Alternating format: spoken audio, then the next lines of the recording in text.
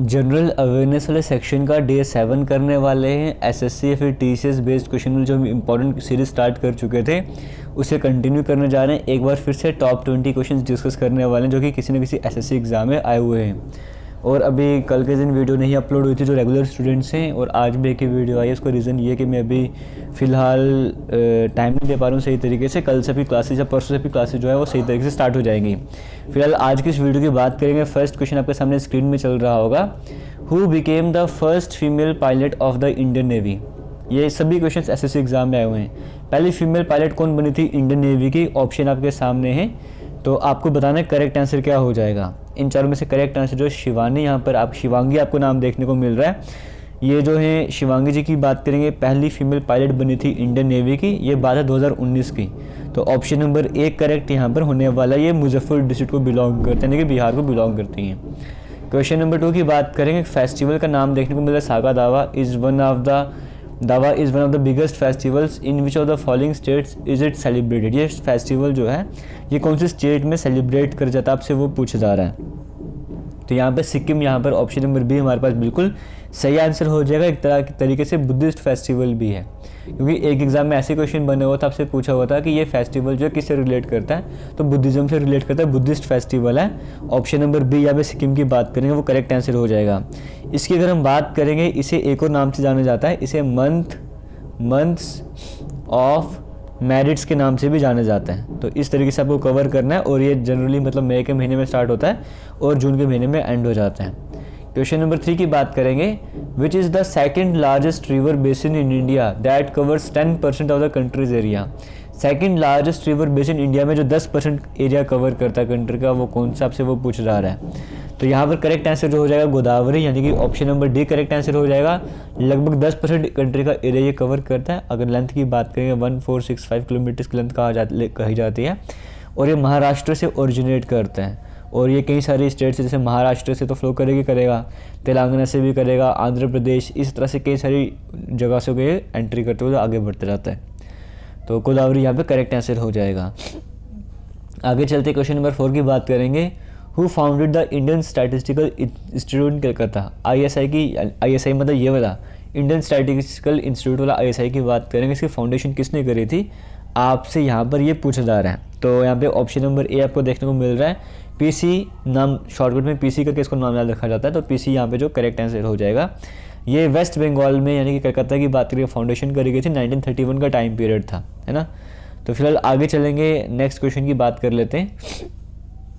कौन सा article constitution का ऐसा जो मेंशन करता है कि लोकसभा में स्पीकर भी होने चाहिए और डिप्टी स्पीकर भी होने चाहिए? कौन सा आर्टिकल है? वो आर्टिकल 93 है, जो बताते हैं कि लोकसभा में यानी कि लोअर हाउस की बात करेंगे, वहाँ पे एक स्पीकर भी होना चाहिए और डिप्टी स्पीकर भी होना चाहिए। इस तरह की डिटेल्स यहाँ पर देखने को मिलती हैं। आगे बढ़ते हैं, क्वेश्चन नंबर 6 की बात करते हैं। In which process is a protective zinc coating applied on iron to prevent it from rusting. आपसे ये पूछ रहा है कि कौन से प्रोसेस में जो जिंक की कोटिंग होती है वो आयरन के ऊपर अप्लाई करी जाती है ताकि इससे रस्ट होने से बचाया जा सके। आज ऐसे वो पूछा जा रहा है आपसे।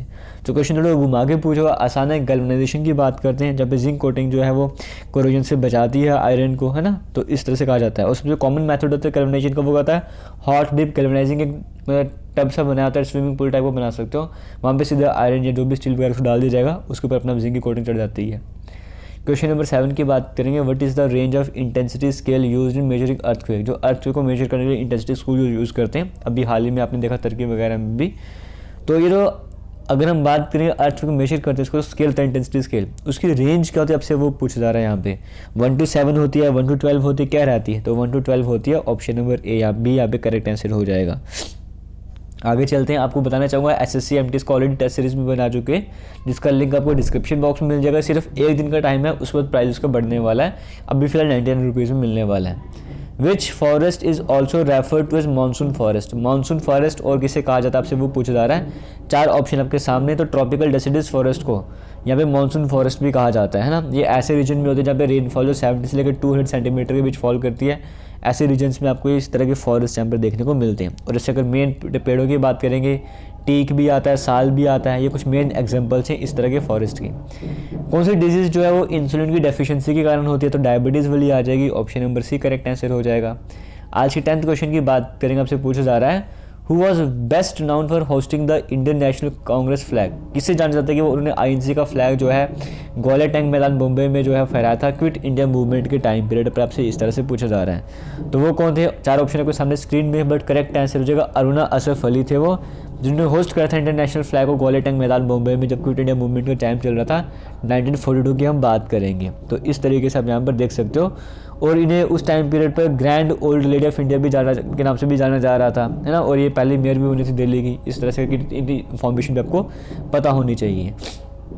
Which of the following is incorrectly paid, 4 पेड़ आपके सामने, इनमें से एक इनकरेक्ट है, वो कौन सबको बताना है। देखो पेडोलॉजी की बात करेंगे, फोटोग्राफी से बिल्कुल रिलेट नहीं करता। पेडोलॉजी जो है सॉइल ज्योग्राफी से रिलेट करता है, हाइड्रोलॉजी रिलेट करता है, ये भी रिलेट करता है, ये भी सब कुछ सही है। बस ऑप्शन नंबर 1 इनकरेक्ट, तो हमें वही पहचानना था, क्योंकि ये पेडोलॉजी की बात करेंगे ये सॉइल से रिलेट करता है।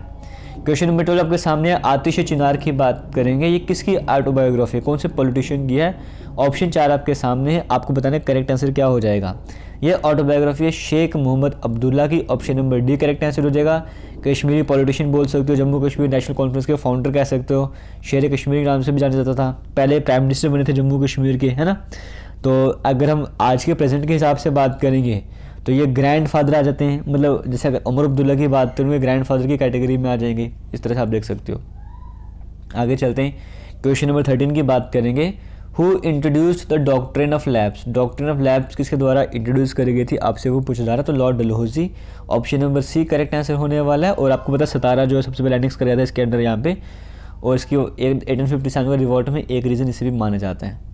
क्वेश्चन नंबर 14 की बात करते हैं। On which day is the constitution day celebrated every year in India, कौन सा दिन कॉन्स्टिट्यूशन जो डे है वो सेलिब्रेट किया जाता है इंडिया में, आपसे वो पूछ रहा है। 4 ऑप्शन आपको दिए गए, बट 26 नवंबर यहाँ पर जो करेक्ट आंसर हो जाएगा, क्योंकि 26 नवंबर 1949 को हमने अडॉप्ट करा था कॉन्स्टिट्यूशन, इसीलिए इस दिन जो है कॉन्स्टिट्यूशन डे भी सेलिब्रेट करा जाता है। आगे चलते हैं, नेक्स्ट क्वेश्चन की बात करते हैं। डैम का नाम आपको देखने को मिल रहा है, आपसे पूछा था कि ये केरला की कौन से डिस्ट्रिक्ट में है। 4 ऑप्शन आपको सामने दिए हुए हैं, वो आपको करेक्ट आंसर बताना है। तो ये जो क्वेश्चन है ये मैं आपके लिए छोड़ रहा हूँ एज अ होम टास्क। इसका जो करेक्ट आंसर होगा वो आपने कमेंट सेक्शन में कमेंट करके बता देना है, ठीक है। ये आपके लिए होम टास्क है, हमेशा आपके लिए ये क्वेश्चन में एज अ होम टास्क रखता रहता हूँ। आगे चलते हैं, क्वेश्चन नंबर 16 आपके सामने स्क्रीन में चल रहा है। सीजर कप आपको नाम देखने को मिल रहा है, ये कौन से स्पोर्ट से रिलेटेड है, आपको ये बताना है। तो 4 ऑप्शन आपको देखने को मिल रहे हैं, बैडमिंटन, हॉकी, फुटबॉल या फिर क्रिकेट। तो ये कौन सी गेम से रिलेटेड आपको ये बताना है। सीजर कप की अगर हम बात करेंगे ये फुटबॉल से रिलेट करता है। Option number D correct answer हो जाएगा, है ना। और भी कैसे ट्रॉफीज इसे, जैसे फुटबॉल की बात करें संतोष ट्रॉफी भी है, रोवर्स कप भी एग्जाम में पूछे जाता है, कई सारे कप पूछे जाते हैं, बट सीजर कप की बात करेंगे वो भी फुटबॉल से रिलेट करता है। तो option number D correct answer हो जाएगा। अगर वीडियो अच्छी लग रही होगी तो वीडियो को शेयर जरूर कीजिएगा। कमेंट सेक्शन में आपको टेलीग्राम का लिंक मिलेगा, कोर्स का लिंक मिलेगा, वहाँ पर जाकर भी ज्वाइन कर सकते हो। स्टैचू ऑफ यूनिटी की हाइट क्या, जो कि गुजरात में लोकेटेड, आपसे वो पूछा जा रहा है। आपको पता है किससे रिलेट करते हैं, ये सरदार वल्लभ भाई पटेल जी की बात करें उनसे रिलेट करते हैं। और हाइट कितनी है, 182 मीटर है। तो ऑप्शन नंबर सी देखने को मिल रहा है, 183 भी कहने को मिलता है, ये भी है। तो ये आपको देखने को मिल रहा है, ऑप्शन के हिसाब से 182 करेक्ट आंसर हो जाएगा। आगे चलते हैं, नेक्स्ट क्वेश्चन की बात करेंगे। जो एंजाइम लाइपेज की बात करेंगे वो कौन से ऑर्गन के द्वारा प्रोड्यूस किया जा रहा है। 4 ऑप्शन आपको सामने दिए गए हैं, आपको वो बताना है। तो एंजाइम लाइपेज की बात करें पैनक्रियास द्वारा प्रोड्यूस किया जाता है। ऑप्शन नंबर डी यहाँ पे करेक्ट आंसर हो जाएगा, है ना। और जब भी जैसे स्मॉल इंटेस्टाइन में ज़रूरत होगी वहाँ पे इसको पहुँचा दिया जाता है इस तरह से करके।